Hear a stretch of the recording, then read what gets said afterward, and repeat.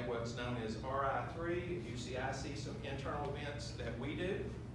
But what he asked Dave and I to do was, he said, what I really want you guys to do is I want you to take innovation to the community. He thought it was that important, and then he added the other part, which made it just a little bit more difficult. Don't think small. We really want to make a real change. We really want to bring innovation in a way that's never been brought before. And that is what's brought us to this point.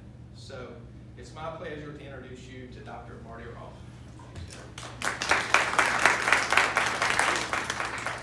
Thank you very much. Welcome, everybody. I know for some of you, this is your day jobs here, or your students here, but for many of you, this may be your first visit to the university, so welcome. As Terry mentioned, one of the things we work really hard to do is to make sure that the university is really seen as a valuable member of the community. In fact, we have an initiative that we call Charleston's University, and we work very closely with the Charleston Area Alliance. We work with the governor's office, Lisa at the mall downtown, the Capitol Street merchants, South Hills merchants, and so forth. And we're always looking to find ways to have our students, our faculty and staff to have more opportunities to be out to the community, but also thinking about ways that we can get the community here on campus to take advantage of all the resources that we have to offer. So I think this is another great step in that direction. And while a lot of the things we do are more fund-oriented, I think this is a great opportunity for us to work together on some of our kind of professional development aspirations in trying to figure out how can we can unlock the mysteries and the spirit of how to be more innovative in a way that provides both personal and professional reward.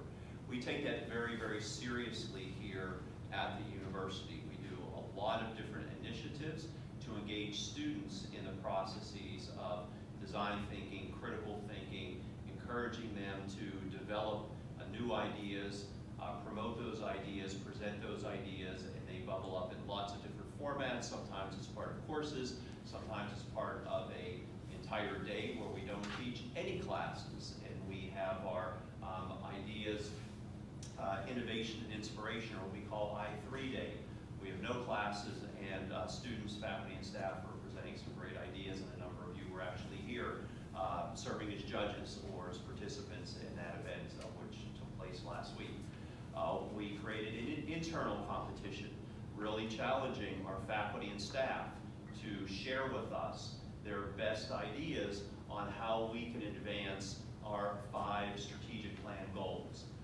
We were a relatively kind of modest-sized university. We have about 130 faculty, about a little bit fewer number of staff, but across all those folks, we had over 40 people submit ideas. And of those ideas, a couple of them were kind of quick wins, but we identified 5 of them, and we chose faculty, staff, students, a member of our leadership team, and a member of our board of trustees to work together over a 4-month period on 5 of those ideas, which we thought had the most potential to take us in new directions with regard to our most important goals and priorities. So we're always thinking about ways how we continually improve the university, and while we've been here a long time, we're very well known in the community, we probably do some things that you wouldn't suspect. On the one hand, we have the top degrees that can be attained in someone's field. We have a doctorate in executive leadership, we have a doctorate in pharmacy, and so forth. But it is not below us or beneath us to have 2-year associate degrees in areas like nursing and occupational therapy and radiology, where we know there's acute demand for people with those skill sets, and therefore a robust market for us as an education provider. So you think about a lot of schools, and they really just kind of want to be one thing. They want to be a big research school, or they want to just do graduate programs. They want to just do a 4-year undergraduate liberal arts degree. I think what we found over time is that's just not the formula for success for a private institution in a small, scrappy state like West Virginia. We have to figure out how to identify what are the needs, the opportunities in the market, what are the capabilities that we have that can advantage of those opportunities and go after those markets in a very robust way. Then not be afraid of winding those programs down when those markets have now reached a saturation point or reached a maturity level. So we're constantly thinking about new programs, taking what we have, continually improving it, reshaping it, and so forth, to meet the needs of the market.